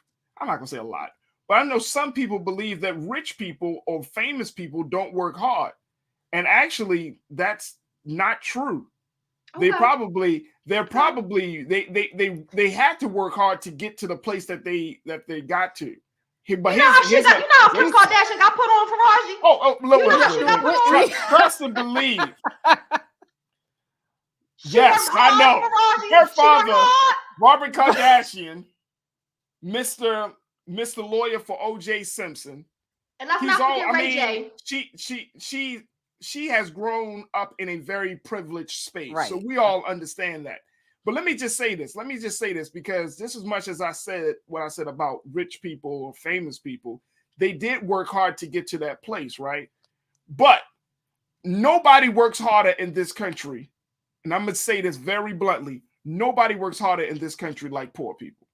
Agree. That is a fact. But when I'd say with Kim Kardashian, she was, because her mother and her was able to take that, we'll call it adult leisure tape, flip it like they were cutting some type of product and make them into their whole family into celebrity. So they worked very, very hard in order to bring her from where she was. People didn't take Kim Kardashian seriously. Now, she was given grace because she was white. Has she been a black woman? Honestly, I do not think she would be where she was today if that was how she actually started. But I will say that Kim Kardashian probably does work hard, but she started at a different place in the race. So what we can't do is that every rich person didn't work hard to get. Sometimes they were afforded and you are privileged or lucky to be where you are. We can't take away from the fact that some people just are lucky. Now, I think that she does work and she works hard. But what she fails to realize is that every woman is not in the same position that she's in. And I think that what she was saying, I think it's the wrong messenger, maybe the wrong tone, but I don't think that Kim Kardashian, what she said was 100% wrong. I think she was talking to the wrong people. So she's talking to the people that are like on Instagram and think, oh, you just post this picture on Instagram and then you'll be famous. Like that's, I think, who she's talking to. I do not think she would have the gall to sit here and talk to women out here that are actually working. They get paid less. We have the woman tax. Everything that has woman on it, you pay more for. We don't get paid the same amount as men. We're working hard. We take the hit because most women have the babies and have to take off work. I do not think she would make that. Maybe she could make that statement, that very asinine statement, but I don't think she was talking to all women. I think she was talking to those women that think that Instagram is an easy route. That's what I think. You know what? And I'm not going to disagree with you there, because I think that is another cultural point that we have to address, that social media, that some people are making a lot of money off of social media, and then some people are just using social media very lazily, in a very lazy way, excuse me. But let me just play this video so folks can hear for themselves what Kim Kardashian had to say about women and working and owning a business. Check this out. The best advice for women in business: get your fucking ass up and work. It seems like nobody wants to work these days. You have to surround yourself with people that want to work.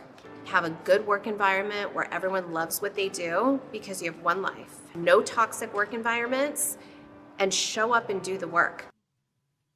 Now that was idiotic. No, wait a minute. Hold up. No. The end of it was idiotic about the toxic workplace, but I'm talking about before that. I'm talking about before that. Some people, she said, you have to surround yourself with people who want to work. You're trying to build an empire, and these dudes are just trying to build a sandwich. I think that's advice I've heard from people for many years, like any type of success coach and all that. You have to get around people. That's one of, I mean, yes, the tone is like get up, but we said it to ourselves. Like, if at least Iman, y'all know it.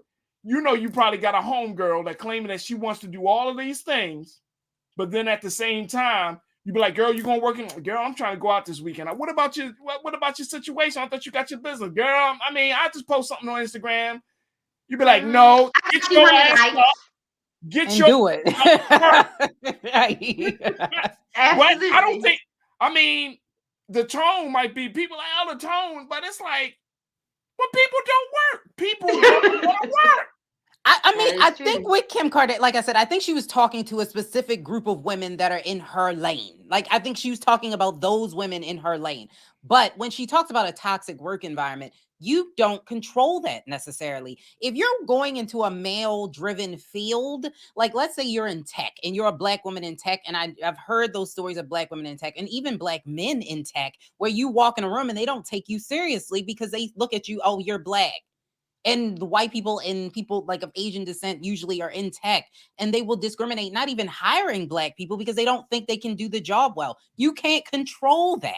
So I think in that sense that Kim Kardashian is just tone deaf because she's white and she's pretty, and those things afford her people to want to follow in her footsteps and do what she does and open doors for her, because those are things that a lot of other people don't have. But I agree, her tone is off, her tone is harsh, but I don't think she's talking to all women. I don't agree. If she is talking to all women, Kim Kardashian needs to sit. I don't think she's talking to all women because all women, Iman, I think that all women are not in that place where they have to be told to get up and work. I think for both of you sisters, for example, you already have that drive to want to get up and work. Nobody has to tell you that. I think that for some people, for some women, again, we live in an Instagram culture. People want to open up Instagram businesses versus wanting to open up a legitimate business, getting your tax ID number, going through that process.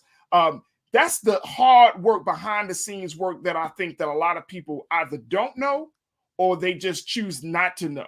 And so they say, I'm gonna go on social media and I'm gonna start my whatever little situation you got going on, selling stuff, providing the service, whatever the situation is. And I always push back on that. I see Black men doing the same thing.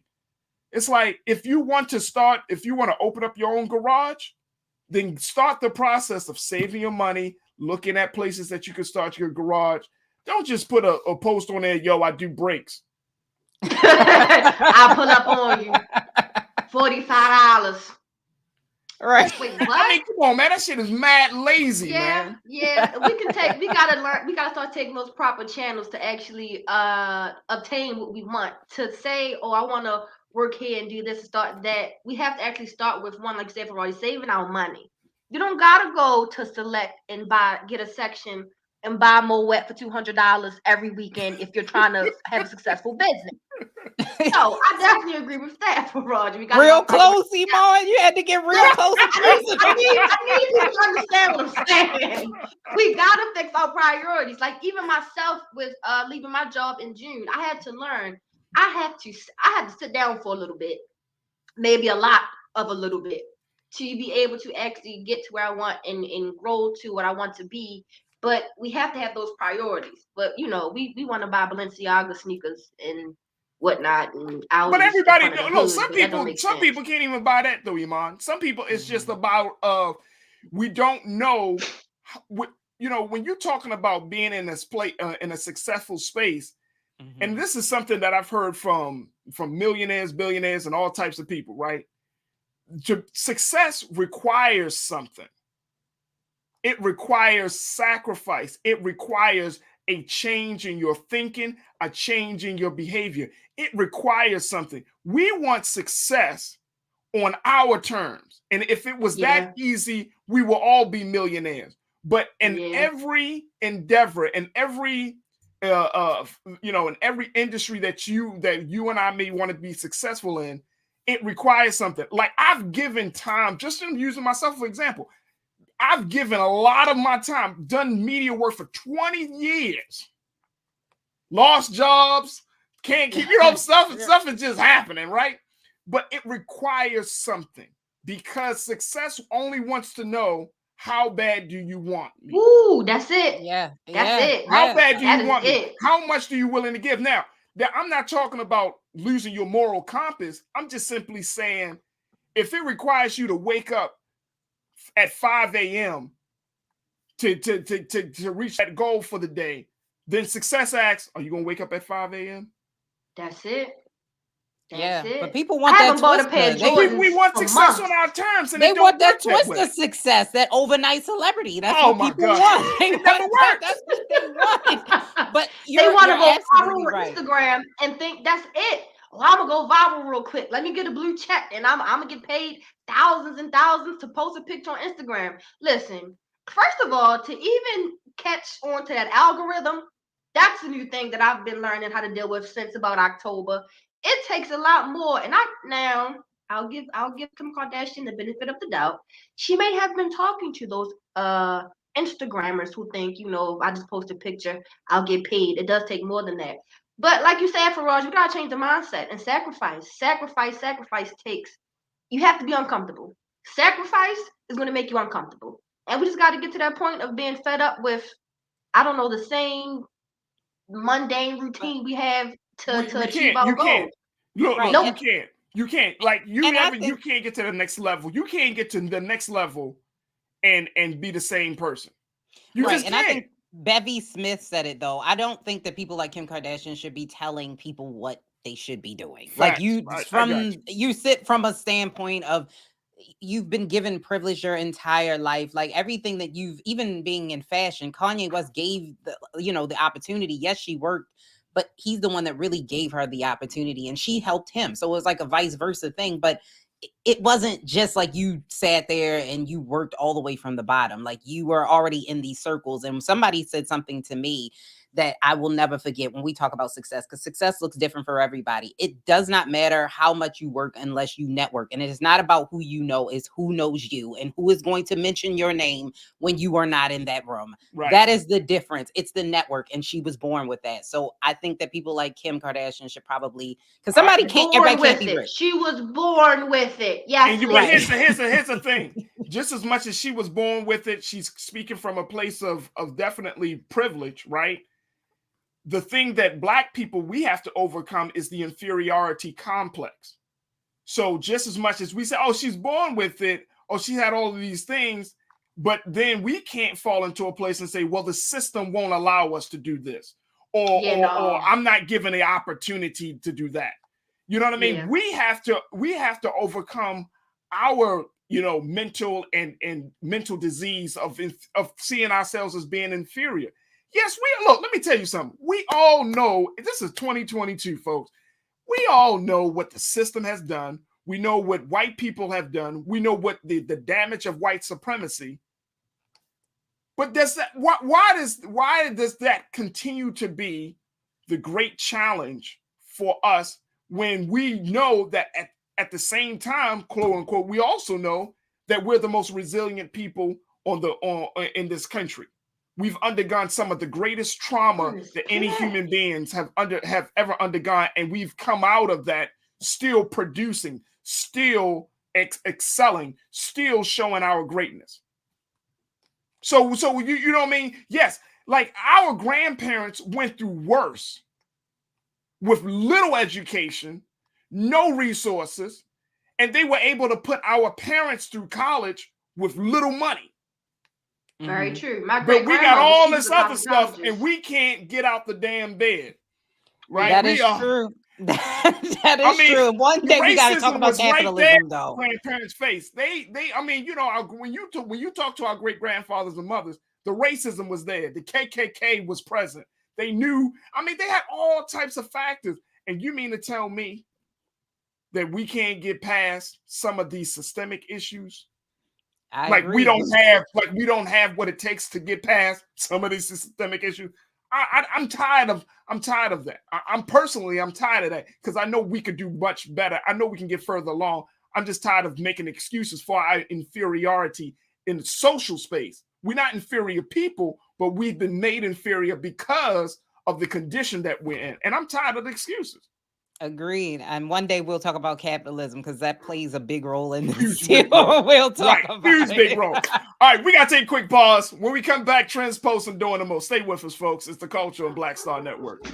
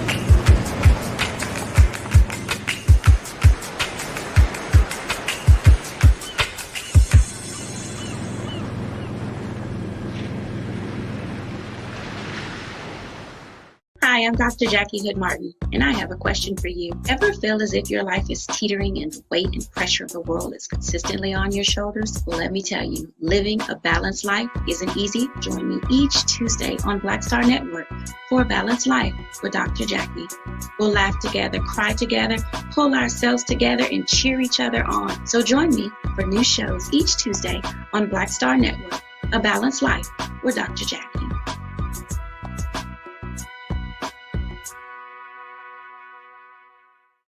Pull up a chair, take your seat. The Black Tape with me, Dr. Greg Carr, here on the Black Star Network. Every week, we'll take a deeper dive into the world we're living in. Join the conversation only on the Black Star Network.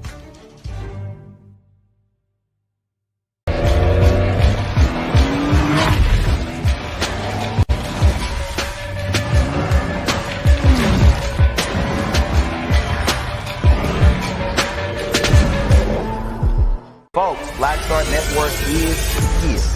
Oh, no punches! I'm real revolutionary right now. Support this man, Black Media. He makes sure that our stories are told. Thank you for being the voice of Black America, Roland. Stay black. I love y'all. All momentum we have now, we have to keep this going. The video looks phenomenal. See, this difference between Black Star Network and Black-owned media and something like CNN. You can't be Black-owned media and be scared. It's time to be smart. Bring your eyeballs home. You dig?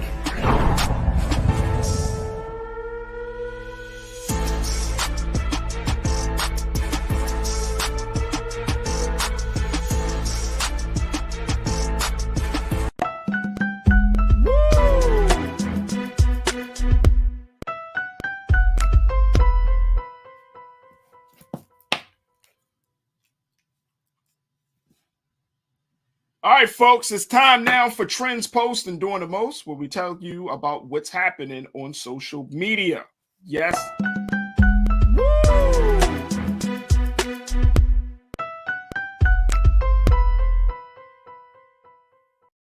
All right, real quick, folks, we got a couple of stories, Iman and Lisa, that I want to bring to the forefront.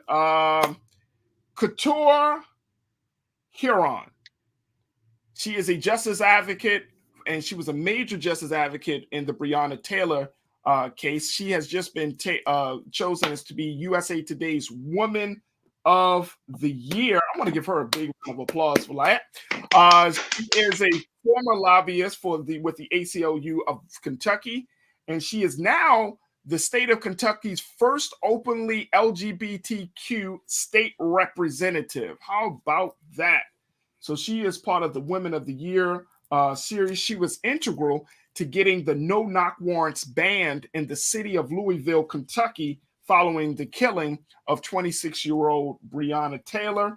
And she was also making sure that she was also elected to the Kentucky's House of Representatives by special election in February, and that she joined the ACLU in 2019, where she focused mostly on legislation around juvenile justice. But she said her path shifted when Breonna Taylor was killed. I want to throw this quote from her up on here. She said, "I think the system we have today does not work. It has never worked. I don't think it's going to work, but I also know and understand that we can't today just say completely tear it down.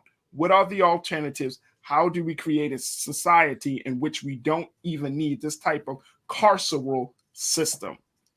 Ladies, what's your thoughts on that? Her for president. Got my president vote. She can be the Black people candidate for me. I love her mindset and her viewpoint of where she's at. That's exactly what we need. That's exactly what you need. Lise, what you think? I mean, I support her 100%. I think she's an amazing person. I honestly think that she's absolutely right. Like, you can't completely, like, what are the alternatives? You can't just completely tear it down. Now, I think it's a little bit, can we live in a perfect world? I don't think so. But I do like people that at least try to achieve it. Here's what I love about people like Katora and others who ask those questions. You start from the place of seeing things the way they are versus starting from a place of somewhere on Mount High somewhere. I'm covering up my own sign. There we go. You know what I mean? You start from where you are, then versus just start from reality and then work out the vision. So I love that. So big shout out to Katora Heron. Thank you so much, sis, for the work that you're doing. And of course, we know the Breonna Taylor situation is still ongoing, as there have now been a call for someone to take responsibility for the killing of our dear beloved sister. All right, very quickly, Ben Crump. Mr. Ben Crump, who is the civil rights trial lawyer, nationally recognized.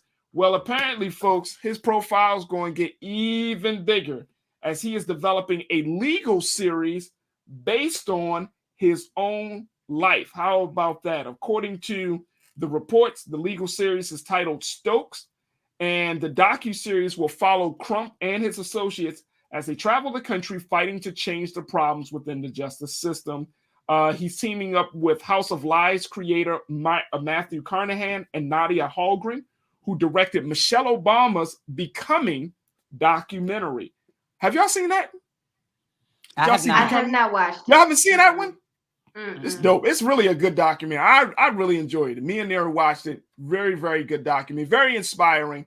But it's interesting that we see Mr. Ben Crump now talking about having his own docu-series called Stokes. It's interesting to see how you can start from one place in this country and then you could literally can go into a whole nother space. It's what like, really what? popped in my head when you said that was, who is going to control it? Like, if there are people who are funding it, maybe providing some type of monetary resource for them, if they are, what are they going to edit, not say, or say? Like, is he going to have complete control over how it's produced, or are you going to give us the raw and the real, or it's going to be edited? 'Cause I believe, like, the Kanye documentary, it was a lot that he said that whoever produced, I'm sorry, I can't remember, didn't want the image of Kanye to be, or it was edited. It wasn't the complete raw thing. I just want the raw message. I hope we get the raw message. Yeah, I hope so too. But I know it's going to have some inspirational moments. They're not going to shine a light on Ben Crump in a way that's disparaging, of course not. But they're going to show him as being the civil rights lawyer, the civil rights attorney of our time. And if you don't remember if you don't know who Ben Crump is, it's kind of hard not to know. But he represented the families of Trayvon Martin, Ahmaud Arbery, Breonna Taylor, and George Floyd. Just again, but see, let me just say this, and I know some people might have a problem with Ben Crump, but his job He said it, and I must keep saying it for him again. He said his job is to break the banks of the institutions that break our necks. Period. Drops mic. I'm not a. I'm. You're not a fan? It's cool. I'm no comment. No comment. No comment. Leave it to me. Look. Hey, Lise, I welcome diversity. If you're not a fan, it's fine. It is, but I welcome diversity.